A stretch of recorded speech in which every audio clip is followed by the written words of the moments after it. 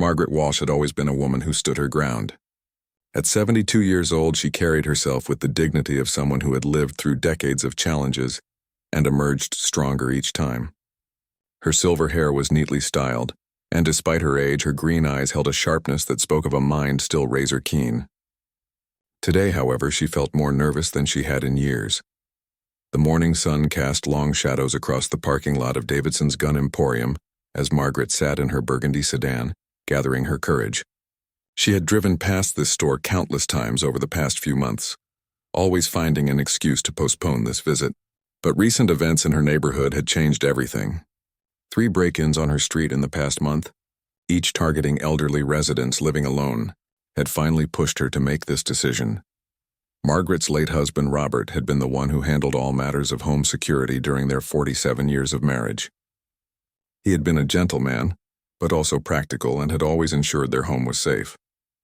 Since his passing 2 years ago, Margaret had felt increasingly vulnerable, especially during the long winter nights when every creak of the old house seemed amplified in the darkness. The decision to purchase a firearm had not come easily to her. She had grown up in a household where guns were tools, not weapons of fear. Her father had been a hunter, and she remembered the respect he had shown for firearms and the responsibility that came with owning them. But those memories felt distant now, and the modern world of gun stores and regulations seemed foreign and intimidating to someone of her generation. As she finally stepped out of her car, Margaret smoothed down her navy blue cardigan and checked that her purse was securely fastened. She had dressed carefully for this visit, wanting to present herself as a serious and responsible potential gun owner. In her purse, she carried all the necessary documentation she had researched online: her driver's license and a list of questions she had written down the night before.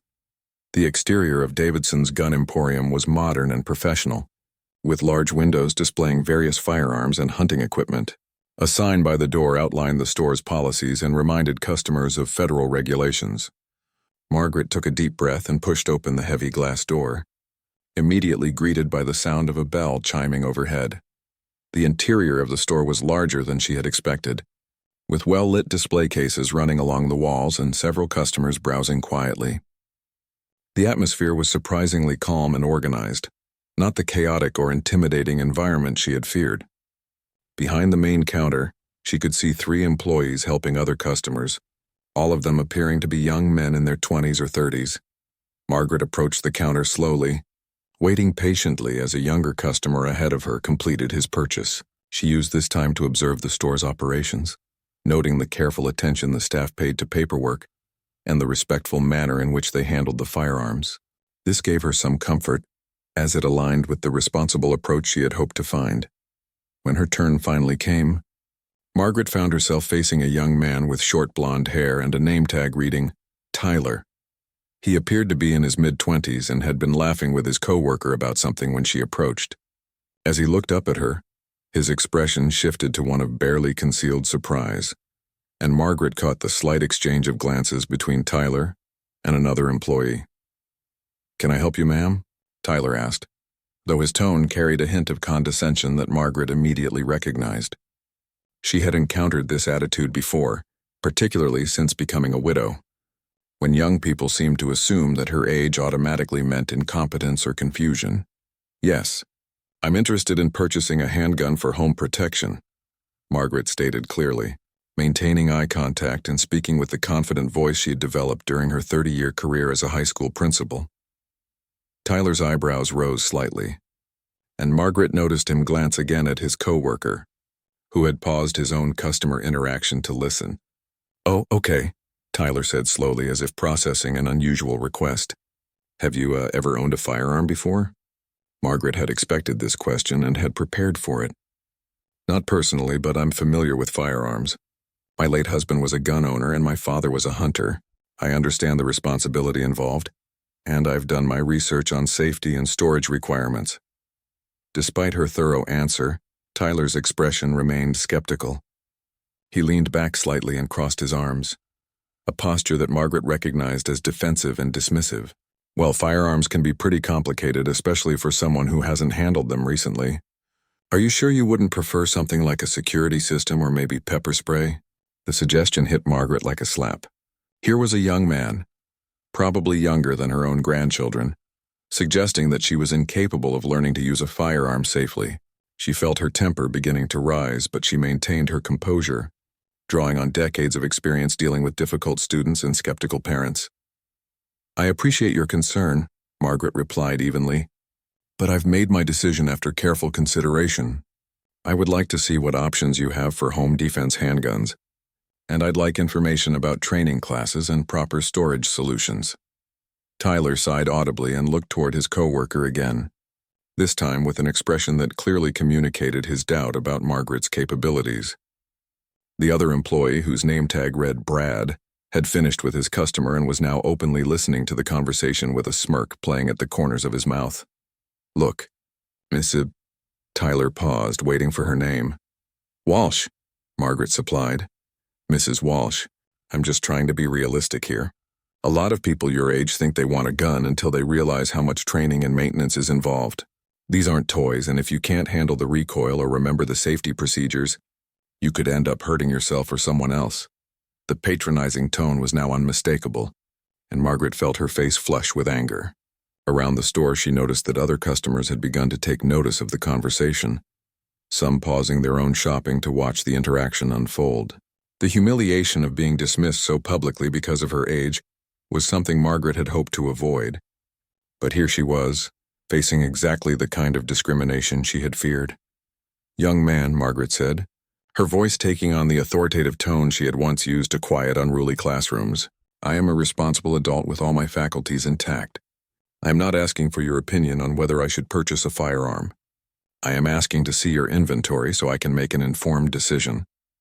Tyler's response would prove to be the moment that changed everything, though neither he nor Margaret could have predicted what was about to unfold in the next few minutes.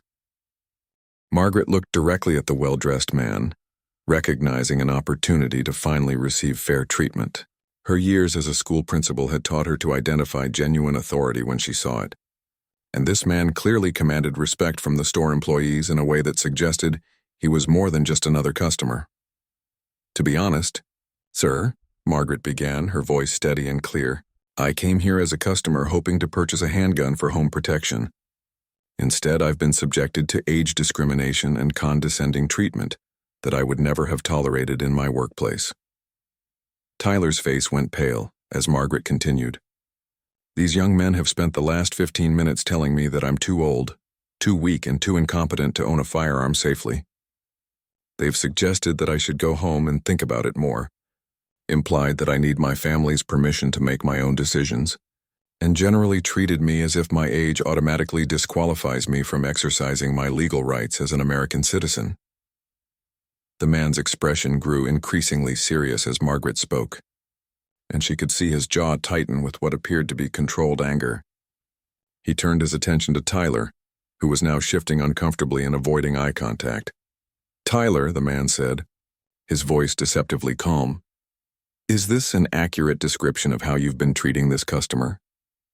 "Well, I was just trying to be helpful," Tyler stammered, his earlier confidence completely gone. "I mean, safety is important, and I thought maybe she should consider other options."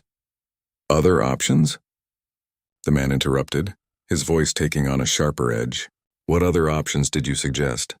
Tyler glanced desperately at Brad, who was now pretending to be busy with paperwork and avoiding the conversation entirely. I mentioned pepper spray and security systems. You know, things that might be easier for someone her age to handle." The man nodded slowly, and Margaret could see that he was processing this information with the careful attention of someone who understood exactly what had happened here. "I see. And did this customer ask for your opinion about what she could or couldn't handle?" "No, sir, but I just thought—" "You thought," the man repeated, his voice now carrying unmistakable authority and displeasure. "You took it upon yourself to decide what this customer was capable of based on her age, rather than treating her like any other adult customer who came in with a legitimate request." Margaret watched this exchange with growing curiosity and relief. Whoever this man was, he clearly understood the discrimination she had faced and seemed genuinely upset about it. The other customers in the store had moved closer, sensing that something significant was happening. Tyler opened his mouth to respond, but the man held up a hand to stop him. Instead, he turned back to Margaret with an expression that had transformed from stern authority to respectful attention. "Ma'am," he said, his voice now warm and professional, "I sincerely apologize for the treatment you've received in this store today. You came here as a customer with a legitimate need, and you deserve to be treated with respect and professionalism." Margaret felt a wave of relief wash over her. Finally, someone in this store was acknowledging that her treatment had been unacceptable. "Thank you," she replied. "I appreciate that acknowledgement." The man extended his hand to her. "Allow me to introduce myself properly. I'm David Davidson, and I own this store and the chain of stores that bears my name." Margaret's eyes widened in surprise as she shook his hand. The owner himself had walked in during her humiliation, and now she understood why Tyler and Brad had looked so nervous when he arrived. "Mr. Davidson, it's a pleasure to meet you, though I wish it were under better circumstances." "Please call me David," he said with a genuine smile. "And I assure you we're going to make sure you receive exactly the service you came here for. But first I need to address this situation properly." David turned back to Tyler, whose face had gone from pale to red as the full implications of his behavior became clear. "Tyler, in the 3 years you've worked for me, have you ever received training on customer service and discrimination policies?" "Yes, sir," Tyler replied quietly, clearly understanding that his job was now in serious jeopardy. "And what does that training tell you about making assumptions about customers based on their age, gender, race, or any other personal characteristics?" Tyler swallowed hard. "That we're supposed to treat every customer with respect and help them find what they need without judgment." "Exactly," David said firmly. "And what you did here today was not only disrespectful to this customer, but it was also illegal discrimination and a violation of everything this company stands for." Margaret watched as Tyler's shoulders sagged with the realization of his mistake. Brad, still trying to blend into the background, was clearly hoping to avoid similar scrutiny.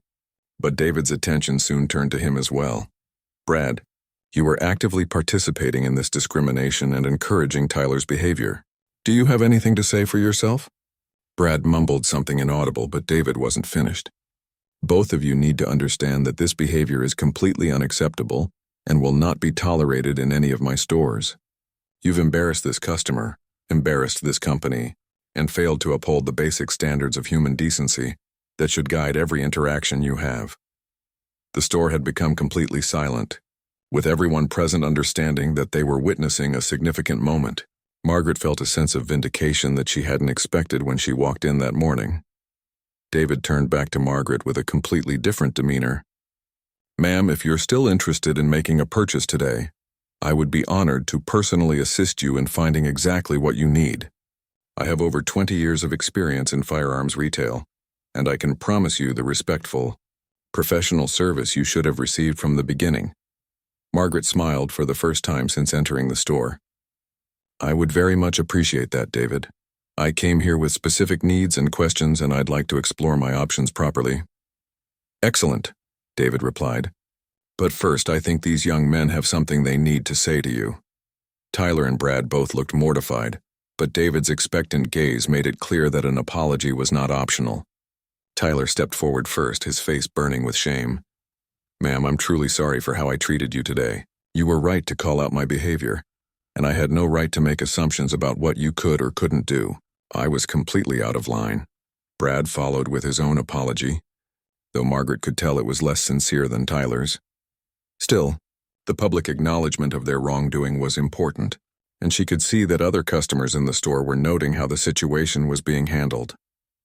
David nodded approvingly at the apologies, then gestured toward a different section of the store. "Now let's go look at what options we have that might meet your needs for home protection. I'd like to start by understanding exactly what your living situation is and what kind of threats you're hoping to protect against." As they walked away from the main counter, Margaret felt her confidence returning. This was how the interaction should have gone from the beginning, and she was grateful that someone in authority had recognized the discrimination she had faced and taken steps to address it properly.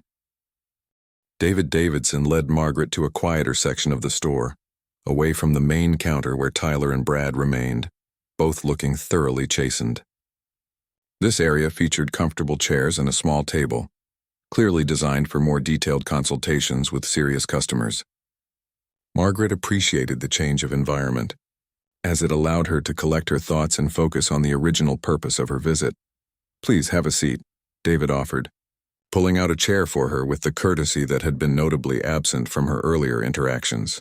"I'd like to start over completely and give you the proper consultation you deserve." Margaret settled into the chair, feeling more relaxed than she had since entering the store. "Thank you, David. I have to say your intervention was both unexpected and very much appreciated." David took the seat across from her, his demeanor now completely professional and attentive. "What happened here today is completely contrary to everything I've tried to build with this business. I started Davidson's because I believe that every law-abiding citizen has the right to protect themselves and their families, regardless of age, gender, or background." "That's exactly the kind of approach I was hoping to find," Margaret replied.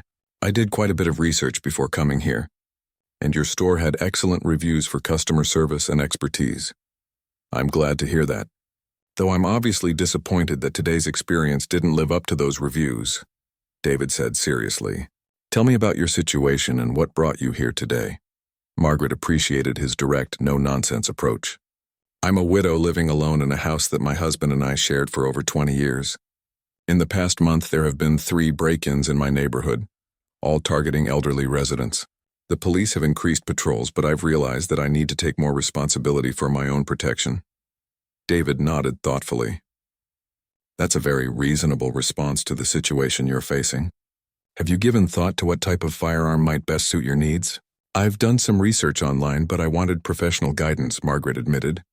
"I know I want something reliable and relatively simple to operate, but beyond that, I'm open to recommendations based on your expertise." "That's smart," David said approvingly. "Let me ask you a few more questions to help narrow down the options. Do you have any physical limitations I should be aware of? Arthritis, hand strength issues, vision problems?" Margaret appreciated that he was asking practical questions without making assumptions. "I have some mild arthritis in my hands, but it doesn't significantly impact my grip strength or dexterity. My vision is corrected to 20/20 with glasses, and I have regular checkups to monitor that." "Excellent. Have you considered where you would store the firearm in your home, and how quickly you might need to access it?" "I've thought about that quite a bit," Margaret replied. "I want something I can access reasonably quickly if needed, but I also understand the importance of secure storage, especially if I ever have grandchildren visiting." David smiled at her thorough consideration. "You've clearly put serious thought into this decision. Based on what you've told me, I'd like to show you a few options that might work well for your situation." He stood and walked to a nearby display case, returning with several different handguns. "I want to start by letting you handle these and see how they feel in your hands. Comfort and confidence are crucial factors in choosing the right firearm." The first gun he showed her was a compact revolver with a shorter barrel. "This is a .38 Special revolver. It's very reliable, has a simple mechanism, and produces manageable recoil. Many people your age find revolvers easier to operate because there are fewer controls to remember under stress." Margaret took the unloaded weapon carefully, immediately noting its solid feel and reasonable weight. "It feels well balanced," she observed, holding it with both hands and sighting down the barrel as she had seen her father do years ago. "Your grip and stance are actually quite good," David noted with approval. "Have you handled firearms before?" "Not for many years, but my father taught me basic safety and handling when I was young," Margaret explained. "I remember the fundamentals, though I know I'll need proper training to refresh and update my skills." David showed her 2 more options, a small semi-automatic pistol and a slightly larger revolver with a longer barrel. With each weapon, he explained the advantages and disadvantages, the ammunition types, and the maintenance requirements. Margaret found herself impressed by his patient, educational approach. "The semi-automatic has a higher capacity," David explained as she examined the pistol, "but it does require more familiarity with the loading and clearing procedures. The revolver is simpler to operate, but you're limited to 5 or 6 shots before reloading." "For home defense, is the higher capacity really necessary?" Margaret asked. "Not typically," David replied honestly. "Most home defense situations are resolved very quickly, and the reliability and simplicity of a revolver often outweigh the capacity advantage of a semi-automatic." As they continued their discussion, Margaret noticed that other customers in the store were observing their interaction with interest. Word had clearly spread about what had happened earlier. and she could see that some people were noting the respectful, professional way David was treating her. "I'm leaning toward the 38 special," Margaret said after handling all three options again. "It feels the most natural in my hands, and I appreciate the simplicity of the mechanism." "That's an excellent choice," David agreed. "It's one of the most popular firearms for home defense, especially among people who prioritize reliability over complexity. Now let's talk about ammunition, storage, and training." For the next 30 minutes, David walked Margaret through every aspect of firearm ownership. He showed her different types of ammunition and explained when each might be appropriate. He demonstrated several storage options, from simple lock boxes to more sophisticated quick-access safes. Most importantly, he provided her with information about local training classes and ranges where she could practice. "I want to emphasize that purchasing the firearm is just the first step," David said seriously. "Regular practice and ongoing education are essential for safe and effective use." "I completely agree," Margaret replied. "I've already researched several training programs and I plan to start classes within the week." David smiled approvingly. "That's exactly the attitude every new gun owner should have.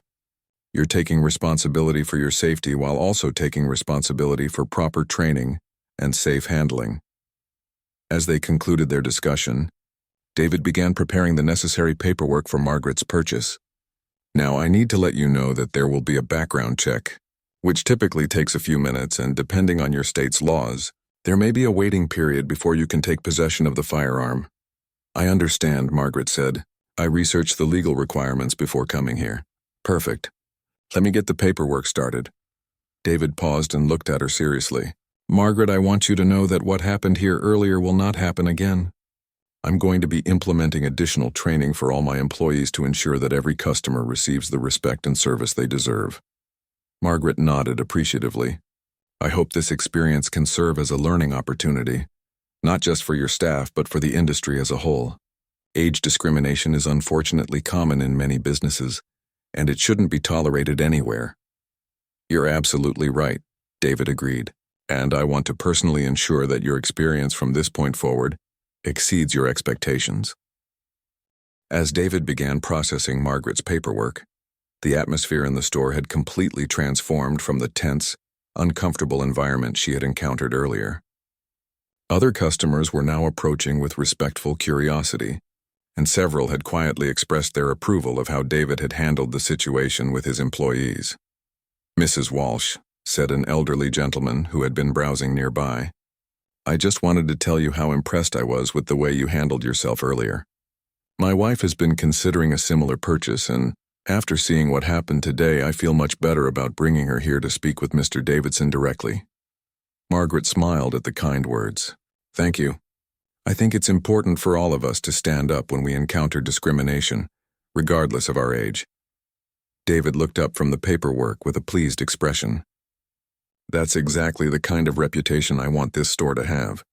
Every customer should feel welcome and respected here." As they waited for the background check to process, David continued to provide Margaret with valuable information.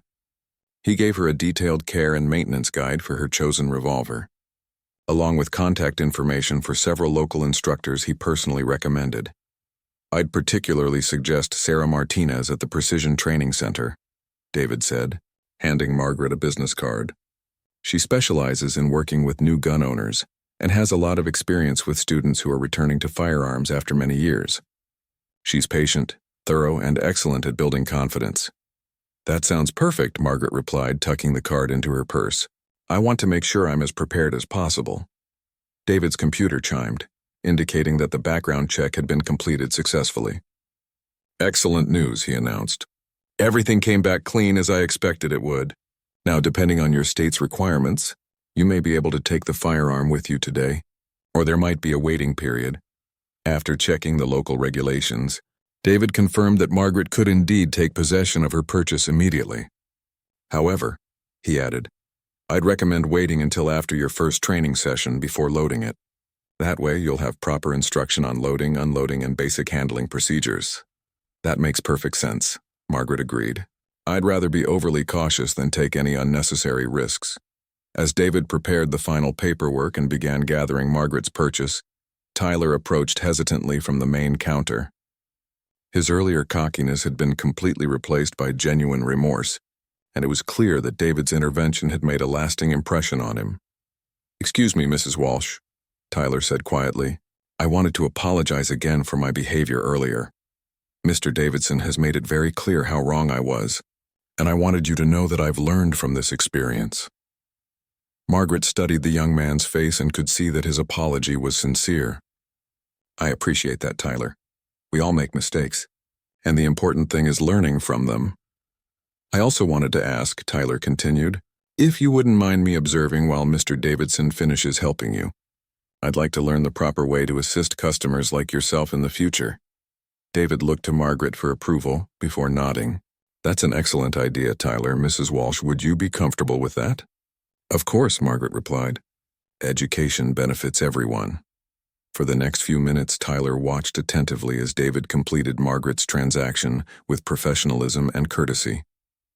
David explained each step of the process and highlighted the importance of patience and respect when working with all customers, regardless of their background or experience level. "Remember, Tyler," David said as he worked, "every customer who walks through that door deserves our best service. They're trusting us with important decisions about their safety and security, and that trust is not something we take lightly." "Yes, sir," Tyler replied, clearly absorbing the lesson. "I understand now." As Margaret prepared to leave with her purchase safely secured in a carrying case David had provided, she reflected on how dramatically her day had changed. What had started as a humiliating experience had ultimately become a positive interaction that restored her faith in customer service and human decency. "David," she said as they reached the store's entrance, "I want you to know that this experience, despite its rocky beginning, has ultimately been very positive. Your integrity and professionalism have made all the difference." "I'm glad we were able to turn things around," David replied, "but I'm also sorry that it was necessary in the first place." "You shouldn't have had to endure that treatment." Margaret paused thoughtfully. "You know, in some ways, I'm almost grateful it happened the way it did. It gave you an opportunity to demonstrate your values and show your employees what proper customer service looks like. Sometimes the most powerful lessons come from addressing problems directly." David smiled at her perspective. "That's a very gracious way to look at it. I hope you'll consider us for any future needs you might have." "I certainly will," Margaret assured him, "and I'll be recommending you to others as well." As Margaret walked toward her car, she noticed that several other customers had followed their interaction closely and were now engaging David in conversations about their own needs. It was clear that her experience had served as a catalyst for others to expect and demand better service. Tyler, who had remained nearby throughout the conclusion of Margaret's visit, approached David as she left. "Mr. Davidson, I want you to know how sorry I am about today. I realize now that I've probably treated other customers poorly without even realizing it." David nodded seriously. "The important thing is that you recognize the problem and commit to doing better. Mrs. Walsh showed a lot of grace in giving you a second chance to learn from this." "She did," Tyler agreed. "I want to make sure I never make anyone feel the way I made her feel today." "That's exactly the right attitude," David replied. "Customer service isn't just about selling products. It's about treating people with dignity and respect, and recognizing that every person who comes in here has their own story and their own legitimate needs." Meanwhile, Margaret sat in her car for a moment before starting the engine, processing the events of the day. She looked at the carrying case containing her new revolver and felt a sense of accomplishment and empowerment. Not only had she successfully made the purchase she had come for, but she had also stood up to discrimination and witnessed positive change as a result. The experience had reminded her of her own strength and resilience, qualities that had served her well throughout her career, and that continued to serve her in retirement. She realized that age might bring physical changes, but it also brought wisdom, experience, and the confidence to demand better treatment when it was warranted. As she drove home, Margaret was already planning her next steps, scheduling training sessions, researching proper storage options for her home, and perhaps most importantly, sharing her experience with friends who might be facing similar safety concerns. The day had started with anxiety and ended with empowerment, and she felt ready to take control of her own security and well-being. Tyler's face hardened at Margaret's firm response, and any pretense of professional courtesy vanished from his demeanor. He exchanged another look with Brad, who had now moved closer to join the conversation, apparently finding entertainment in what he perceived as an elderly woman's unrealistic expectations. "Listen, lady," Tyler said, his voice dropping the polite tone entirely. "I've been working here for 3 years, and I know what I'm talking about. Half the people who come in here thinking they want a gun end up returning them or never even picking them up after the waiting period. And that's people half your age who actually have the strength and coordination to handle these weapons properly." Brad chuckled softly from behind Tyler, adding fuel to the young man's confidence. "Tyler's right," Brad chimed in, stepping forward. "We see this all the time. Someone watches a movie or reads a news story and thinks getting a gun is the answer to all their problems. But reality is different.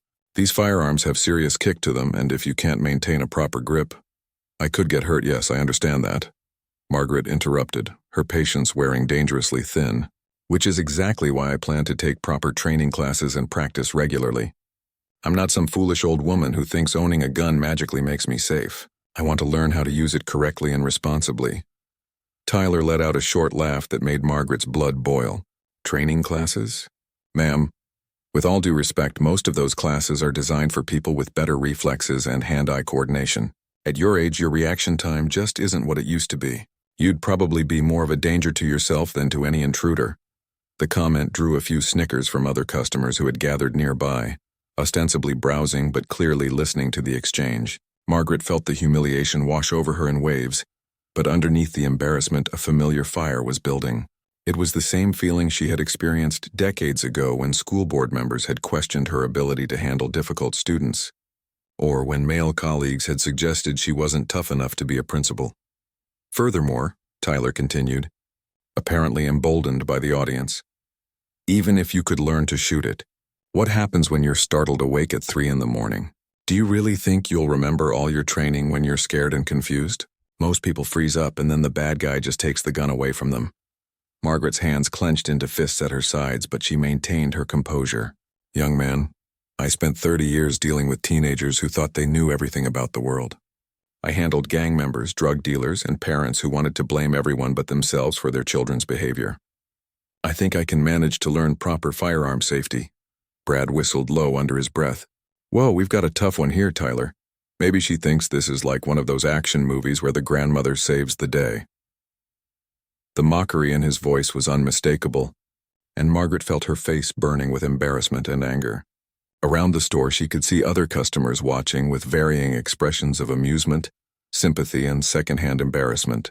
Some seemed uncomfortable with the employee's behavior, but no one stepped forward to intervene. Tyler leaned against the counter with an exaggerated casual pose. "Look, I'm just trying to save you some money and potential injury here. Why don't you go home and think about this some more? Maybe talk to your family about it. I'm sure they'd have some opinions about their grandmother playing around with firearms." The assumption that she needed family permission to make her own decisions was the final straw for Margaret's composure. Her voice, when she spoke, carried the authority of someone who had commanded respect from hundreds of teenagers and their parents over the course of her career. "I have thought about this extensively, and my family's opinions, while valued, are not required for my decision-making process. I am a grown woman with the legal right to purchase a firearm, and I have come here as a paying customer expecting professional service, not condescending lectures from someone young enough to be my grandson." Tyler's expression shifted to one of annoyance, as if Margaret's persistence was personally offensive to him. "Fine, whatever. But don't say I didn't warn you when you can't even chamber a round properly, or when the gun goes flying out of your hands the first time you try to fire it." He turned to Brad with a theatrical sigh. "I swear these senior citizens watch too much TV. They think buying a gun is like buying groceries." Brad nodded in agreement, clearly enjoying the spectacle. "Maybe we should start requiring an age limit or at least a physical fitness test. I mean, what's next? 90-year-olds wanting assault rifles?" Their laughter was interrupted by the sound of the store's front door opening with more force than usual. The bell above the door chimed sharply, and Margaret turned to see a well-dressed man in his 50s entering the store with purposeful strides. He wore an expensive-looking navy blue suit and carried himself with the confidence of someone accustomed to being in charge. The man's eyes swept the store quickly, taking in the scene before him. Margaret noticed that his gaze lingered on her face, which she realized must still be flushed with anger and embarrassment from the confrontation. Then his eyes moved to Tyler and Brad, who had suddenly straightened up as if recognizing someone important. "Is everything all right here?" the man asked, his voice carrying a tone of authority that immediately changed the atmosphere in the store. Tyler and Brad exchanged nervous glances, their earlier confidence evaporating as they seemed to recognize who had just entered. "Oh, yes sir, everything's fine," Tyler stammered, his cocky demeanor replaced by obvious anxiety. "We were just, helping this customer with some questions about firearms." The man's eyes narrowed slightly as he looked from Tyler to Margaret, clearly sensing that the situation was more complex than Tyler's explanation suggested. Margaret, still angry but now curious about this new arrival, watched as the man stepped closer to the counter. "I see," the man said slowly, his gaze returning to Margaret's face. "And how exactly were you helping this customer?" The question hung in the air like a challenge, and Margaret could see Tyler struggling to formulate an answer that wouldn't get him in trouble. Brad had taken a step back, clearly wanting to distance himself from whatever was about to unfold. Margaret realized that this moment could either escalate the situation further or potentially resolve it, depending on how she chose to respond. The man's authoritative presence and the employee's obvious nervousness suggested that he held some position of importance, but she wasn't sure whether his intervention would help or hurt her cause. The store had fallen completely silent, with all the customers and employees focused on the unfolding drama. Margaret could feel the weight of their attention as she prepared to speak, knowing that her next words could determine whether she would leave this store empty-handed and humiliated, or finally receive the respect and service she deserved. 3 weeks later, Margaret returned to Davidson's Gun Emporium with a confidence that was markedly different from her first visit. She had completed her initial training course with Sarah Martinez, practiced at the shooting range twice, and felt comfortable handling her revolver safely and effectively. Today, she was returning to purchase ammunition and to thank David Davidson for the exceptional service that had turned a negative experience into a positive one. As she entered the store, Margaret immediately noticed changes in the atmosphere. There was a new sign near the entrance that read, "All customers treated with respect and dignity." Guaranteed, and she could see that the staff interactions with customers appeared more attentive and professional than during her previous visit. Tyler spotted her first and approached. With a genuine smile, "Mrs. Walsh, it's good to see you again. How did your training go?" Margaret was pleased to see the dramatic change in Tyler's demeanor. "It went very well, thank you for asking. Sarah Martinez was an excellent instructor, just as Mr. Davidson recommended." "That's great to hear," Tyler replied enthusiastically. "Mr. Davidson told us all about your training plans, and we've been looking forward to hearing how it went. What can I help you with today?" The contrast between this interaction and their first meeting was so stark that Margaret almost couldn't believe it was the same person. Tyler's genuine interest and respectful tone demonstrated that David's intervention had created lasting change. "I need to purchase some practice ammunition and some defensive rounds," Margaret explained. "Sarah gave me specific recommendations based on what we used during training." "Perfect," Tyler said, leading her toward the ammunition display. "Let me get those for you, and I'll make sure you have everything you need for continued practice." As Tyler gathered her ammunition, David Davidson emerged from his office and greeted Margaret warmly. "Mrs. Walsh, welcome back. I hope your return visit is much more pleasant than your first one." "Infinitely more pleasant," Margaret laughed. "And I wanted to thank you again for how you handled that situation." "It made all the difference." David's expression grew serious. "I've been thinking a lot about that day since you left. It really opened my eyes to some issues in my business that I hadn't been paying enough attention to." "Oh? What kind of issues?" Margaret asked, genuinely curious. "Well, after you left that day, I started paying closer attention to how my employees interact with different types of customers," David explained. "I realized that the problems you experienced weren't isolated incidents. There were subtle patterns of different treatment based on age, gender, and other factors that I had been missing." Margaret nodded thoughtfully. "That doesn't surprise me. Often discrimination is so ingrained in workplace culture that people don't even realize they're doing it." "Exactly," David agreed. "So I've implemented some changes. All of our employees now go through enhanced customer service training that specifically addresses unconscious bias and discrimination. We've also established clear policies about respectful treatment for all customers. Tyler returned with Margaret's ammunition and joined the conversation. The training has been really eye-opening for all of us, he said earnestly. I never realized how many assumptions I was making about customers based on their appearance or age. I'm glad to hear that, Margaret replied. Change is never easy, but it's always worthwhile when it leads to better treatment for everyone. David smiled at her response. Actually, your experience has had an impact beyond just this store. I own 12 locations across the state, and I've implemented the same training and policies at all of them. We're also working with our industry association to develop better standards for customer service throughout the firearms retail sector. Margaret was impressed by the scope of the changes her experience had inspired. That's wonderful to hear. Sometimes it takes one incident to shine a light on broader issues that need addressing.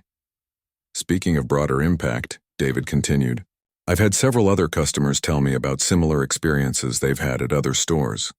It's made me realize that this is an industry-wide problem that needs addressing. As they talked, Margaret noticed that other customers in the store were observing their interaction with interest. Several elderly customers and women seemed particularly attentive, and she realized that word had spread about her initial experience and its positive resolution. An older woman approached hesitantly. Excuse me, are you the lady who stood up to those rude employees a few weeks ago? I heard about what happened from my neighbor. Margaret smiled at the woman. I suppose I am. I hope your experience here has been better. Oh, it has been wonderful, the woman replied enthusiastically. Mr. Davidson personally helped me with my purchase, and everyone has been so respectful and patient with my questions. David looked pleased, but also slightly embarrassed by the attention. That's how every customer should be treated always. We're just making sure we live up to our own standards. As Margaret completed her purchase, Tyler carefully packaged her ammunition and provided her with additional safety information.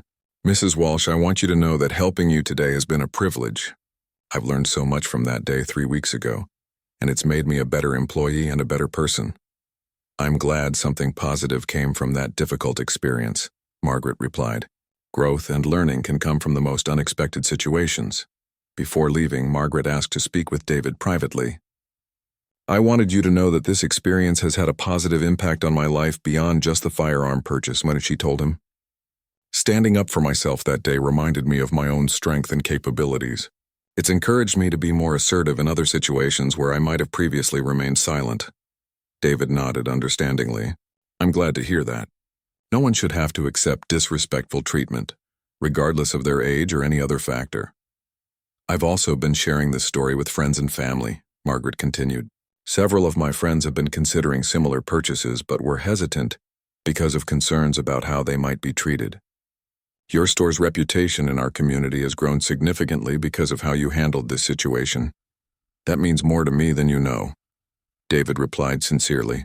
Building trust in the community is essential for any business, but especially for one like ours where safety and responsibility are so important. As Margaret prepared to leave, she reflected on how much had changed since that difficult morning 3 weeks ago.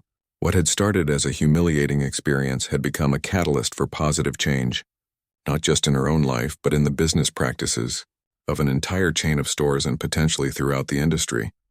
The experience had also strengthened her resolve to continue advocating for herself and others who might face similar discrimination. She had been invited to speak at a local senior center about self-advocacy and had plans to share her story with other community groups. Walking to her car, Margaret felt a deep sense of satisfaction.